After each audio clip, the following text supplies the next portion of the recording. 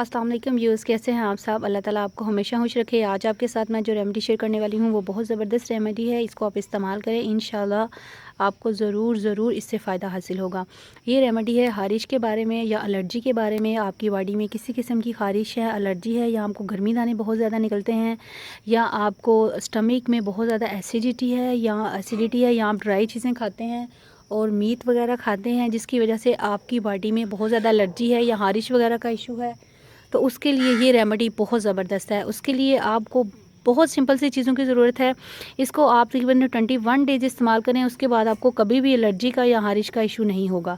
उसके लिए आपको जिन चीज़ों की ज़रूरत है वो है, सबसे पहले जी गुलकंद लेंगे। और ये देखें, गुलकंद जो है वो इस तरह की होनी चाहिए। ये 1 स्पून मैंने ली है। ये देसी गुलाब की गुलकंद है।